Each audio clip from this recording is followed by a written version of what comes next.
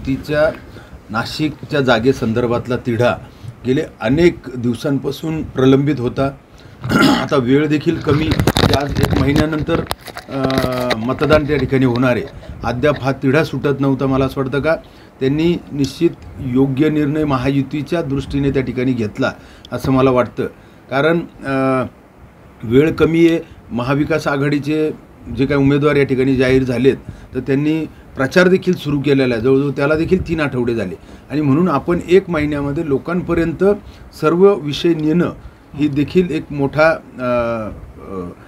परीक्षणाचा विषय असतो आणि म्हणून मला असं वाटतं का निश्चित योग्य वेळी त्यांनी योग्य निर्णय त्या ठिकाणी घेतला। आपण एक मुद्दा त्यांनी मांडला की माझ्या उमेदवारीच्या संदर्भामध्ये थेट गृहमंत्री असतील किंवा पंतप्रधान असतील यांनी शिक्कामोर्तब केला होता, मात्र उशीर होत होता जाहीर करण्यासाठी।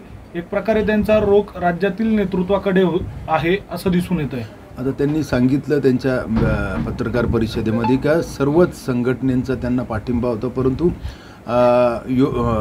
वेळेवरती उमेदवारी त्या ठिकाणी जाहीर होत नव्हती। तर निश्चित त्यांचं म्हणणं देखील योग्य आहे।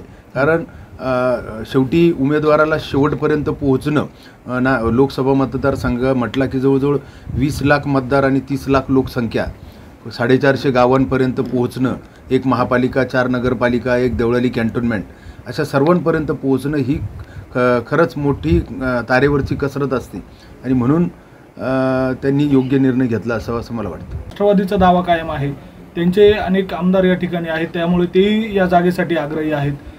हा तिढा खरंच सुटला असं म्हणायचं का किंवा भुजबळांच्याच पुरता हा तिढा होता? मला असं वाटतं का यामध्ये मुख्यतः ही जागा शिवसेनेचीच होती, परंतु केंद्रीय मंत्री अमित शाह असतील यांच्याकडून आग्रह धरला जात होता की या ठिकाणी भुजबळ साहेबांनी लढावं। मला असं वाटतं हाच एक मुख्य विषय होता आणि तो सुटलेला आहे आणि म्हणून त्यामुळे ही जागा शिवसेनेची असल्या कारणानं आम्हाला विश्वास आहे की ही जागा शिवसेनेला सुटेल। कधीपर्यंत आपल्या उमेदवारीवर शिक्कामोर्तब होईल असं आपल्याला वाटतं? मला असं वाटतं का लवकरात लवकर होणं अपेक्षित आहे, कारण महाविकास आघाडीच्या उमेदवारी जाहीर होऊन जवळजवळ 3 आठवडे झालेत आणि लवकरात लवकर जर जाहीर झाली तर निश्चितच आपण तर विद्यमान खासदार आहोत। आपण या अगोदरच आपल्या आचारसंहिते अगोदर एक आपला पूर्ण राऊंड त्या ठिकाणी झाला होता सर्व गावांमध्ये आणि प्रत्येक वार्डामध्ये आणि त्यानंतर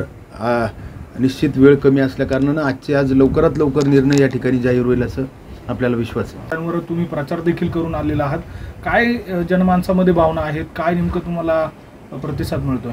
खरं तर परवा रामनवमी होती, या ठिकाणी काळाराम मंदिर असेल नाशिकचं आणि नाशिकची नगरी ही प्रभू रामचंद्राच्या पदस्पर्शाने पावन झालेली भूमी म्हणून ओळखल्या जाते। आपण अयोध्येला देखील जाऊन दर्शन घेतलं, त्र्यंबकेश्वरचं देखील दर्शन घेतलं आणि आज आपण काही आदिवासी भागामध्ये या ठिकाणी जाऊन महायुतीचा प्रचार या ठिकाणी करत होतो आणि निश्चित आता पत्रकार परिषदेनंतर असं वाटतंय की निश्चित ही जागा शिवसेनेला सुटून निश्चित यावरती लवकरात लवकर निर्णय होईल।